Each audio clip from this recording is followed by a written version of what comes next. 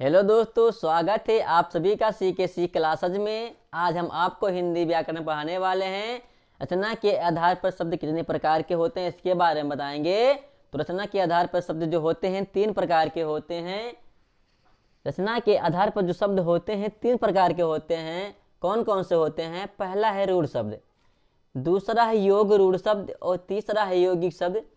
इन तीनों की परिभाषा हम करके बताएंगे और उदाहरण के साथ बताएंगे। तो समझते हैं यहाँ पर रूढ़ शब्द किसे कहते हैं? जिन शब्दों का विभाजन नहीं हो सकता, जिन शब्दों का विभाजन नहीं हो सकता, जिनमें उपसर्ग का प्रयोग नहीं होता है, उसे रूढ़ शब्द कहते हैं। जैसे घर, घर का तो ना तो विभाजन हो सकता है इसमें और ना ही इसमें उपसर्ग जुड़ सकते हैं। जैसे पानी है, तो पानी का तो ना तो विभाजन कर सकते हैं और ना ही इसमें उपसर्ग लगा सकते हैं। पुस्तक है, तो पुस्तक का नाम तो विभाजन कर सकते हैं और ना ही इसमें हम उपसर्ग लगा सकते हैं।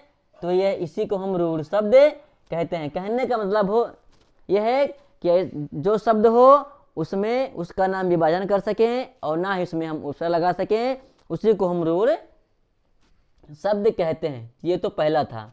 दूसरा है योग रूढ़ शब्द। तो योग रूढ़ शब्द की परिभाषा होती है कि जब 2 रूढ़ शब्द कोई मिलकर कोई तीसरा अर्थ देते हैं, उन्हें योग रूढ़ शब्द कहते हैं। जैसे यहाँ पर गजानन है, क्या है?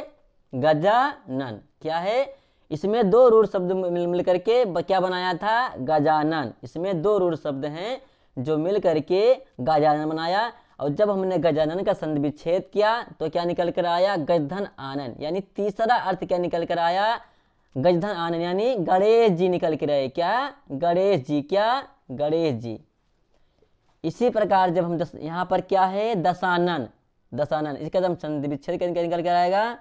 10 धन आनन। क्या? 10 धन आनन। 10 धन आनन, यानी जिसके 10 मुख हैं। किसके 10 मुख हैं? रावण के 10 मुख हैं। किसके? रावण के 10 मुख हैं। तो परिभाषा में यही कह रहा है कि योग रूढ़ शब्द किसे कहते हैं? जब 2 रूढ़ शब्द कोई तीसरा अर्थ देते हैं तो उन्हें योग रूढ़ शब्द कहते हैं। यहाँ पर 2 रूढ़ शब्द मिलकर के गजानन बनाया और जब गजानन का हमने संधि विच्छेद किया तो क्या क्या निकल कर आया? गजधन आनन, यानी जिसके गजधन आनन, यानी गणेश जी। क्या? गणेश जी। यहाँ पर क्या निकल कर आया? दशाधन आनन, 10 धन आनन। जिसकी 10 मुख होते हैं वो क्या कहलाता है? रावण। तो यहाँ पर क्या हो जाएगा? रावण। यानी तीसरा निकल कर अर्थ निकल के आया रावण और गणेश। तो ये है योग रूढ़ शब्द। तीसरा दे दिया यहाँ पर यौगिक शब्द किसे कहते हैं? इसमें यह है कि जब 2 रूढ़ शब्द आपस में मिल करके कोई तीसरा अर्थ नहीं देते। मिलते तो हैं आपस में, जब 2 रूढ़ शब्द आपस में मिलते हैं लेकिन तीसरा अर्थ नहीं देते हैं, बल्कि उसी शब्द से संबंधित अर्थ देते हैं। जो शब्द होता है, जैसे यहाँ पर क्या है? विद्यालय है। क्या है? विद्यालय।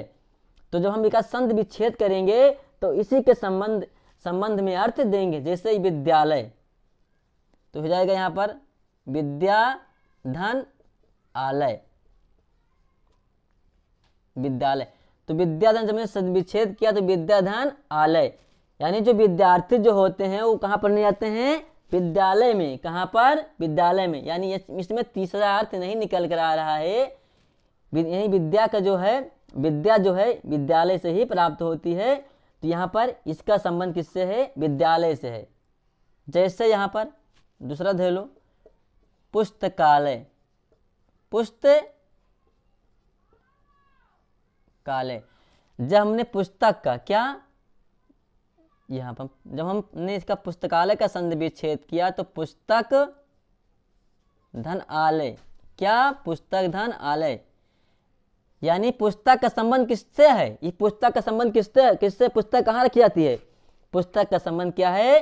पुस्तकालय में है। इसका संबंध किससे था? यानी इसमें कोई तीसरा अर्थ नहीं निकल कर आया है, बल्कि पुस्तक का संबंध जो है पुस्तकालय से है। इसी के संबंध में अर्थ निकल कर आ रहा है। जैसे विद्या कहाँ से प्राप्त होती है? तो जब विद्यालय हम जाएंगे तो वहीं से तो मुझे विद्या प्राप्त होगी। तो ये विद्या का संबंध किससे है? विद्यालय से है। और पुस्तक का संबंध किससे है? पुस्तकालय से है। परिभाषा में यही लिखा गया है कि जब दो रूढ़ शब्द आपस में मिल करके कोई तीसरा अर्थ नहीं दे रहे हैं, इसमें कोई तीसरा, इसमें तीसरा दे रहे थे लेकिन इसमें तीसरा अर्थ नहीं दे रहे हैं, बल्कि उसी शब्द से संबंधित अर्थ दे रहे हैं। ये शब्द क्या है? विद्यालय है। विद्यालय संबंधित क्या है? ये अर्थ दे रहे हैं। जैसे विद्या, जब हमने विद्यालय के संविच्छेद जब किया तो विद्या धन आलय निकल के आया। और तो यहाँ विद्यालय क्या है? विद्या क्या है? विद्या कहाँ से प्राप्त होती है? विद्यालय से प्राप्त होती है। जब हमने पुस्तकालय का संविच्छेद किया तो पुस्तक धन आलय निकल कर आया। और ये पुस्तक जो होती है, पुस्तक कहाँ रखी जाती है? पुस्तकालय में रखी जाती है। तो ये संबंध बता रहा है इसमें, इसलिए ये यौगिक शब्द है। जब दो रूढ़ शब्द आपस में मिल करके कोई तीसरा अर्थ नहीं देते बल्कि उसी शब्द से संबंधित अर्थ दे रहे हैं तो उन्हें यौगिक शब्द कह रहे हैं। ये सब क्या है? विद्या, ये संबंधित शब्द, ये संबंधित अर्थ दे रहे हैं।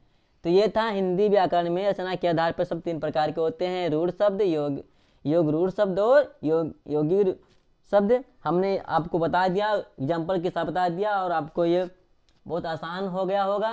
अगर वीडियो पसंद आए तो एक लाइक सब्सक्राइब जरूर करें।